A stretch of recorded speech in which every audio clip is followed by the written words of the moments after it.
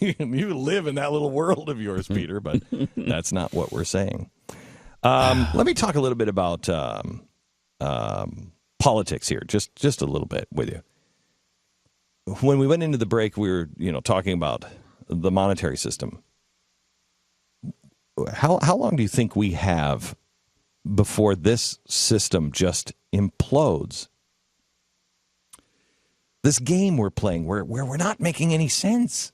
Yeah, it's amazing. They've been able to do it for 6 years already. We've had money printing, quantitative easing for 6 years, and so no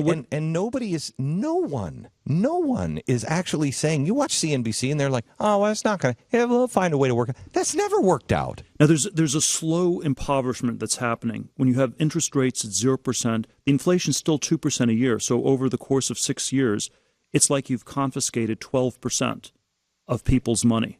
It's like what the government of Cyprus did. They confiscated 10% overnight. We've done it more slowly, but we've had a Cyprus-level confiscation in the U.S. over the last 6 years.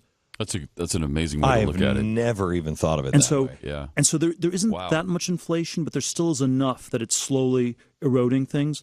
I suppose it ends when inflation starts to pick up, and it doesn't have to pick up much for it to really hurt, because in the 70s, when you had a lot of inflation, you still had high interest rates. So you had 8% inflation, you earned 8% in your bank account, you sort of roughly broke even. If inflation just goes to 3 or 4% in the U.S. and you're earning zero, then you're really hurting. And there's a lot of people who think it's going to go a lot higher than that. A lot higher than 3 or 4%. Well, there's also people that say that massive deflation is it's the thing, conservatives and libertarians, I think, overpredicted inflation in the last few years. It didn't quite happen. But I think the mistake they made was they underestimated how busted the economy was. And so we haven't had inflation because we've had all this regulation. You can't do anything. There's been not enough economic activity. And so I think if we actually ever get a real recovery going, that's when you hit inflation right away. Well, that was the problem, because I talked to Art Laffer. This is years ago, just before we started the money printing. And I said, Art, they're going to start printing money. And he said, Glenn, if they start printing money, then we're in trouble and we have to raise the interest rates at a certain point. I said, at what point are the raising of the interest rates irrelevant? Because you'll cripple the economy to try to suck that money back in. You can't raise them high enough. You'll cripple the economy. Yeah, it's hard to know exactly. We don't know exactly how this ends, but there's a sense this ends badly.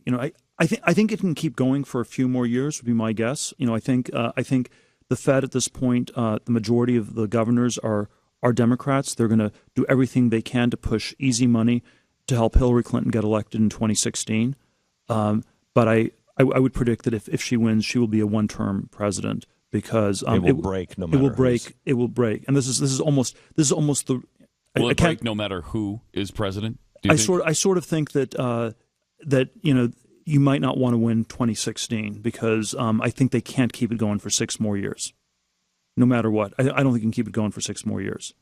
And we want the silver lining to Clinton presidency will be that there will be clarity, that it will be because of their set of policies that's brought this about. It's a very high price. Is there anybody? How much time do we have? Oh, we have 30 seconds. 30 well, seconds. I was going to ask you. Well, I'll get you out of this one for now, but maybe we'll answer it at 5. If there's anybody on the horizon politically that you see that gives you any kind of hope out there, but we're out of time now. So, I'm glad we're out of time. 0 to 1. Peter Thiel. The name of the book, 0 to 1. Pick it up, bookstores everywhere, and join us at 5 o'clock on theblaze.com.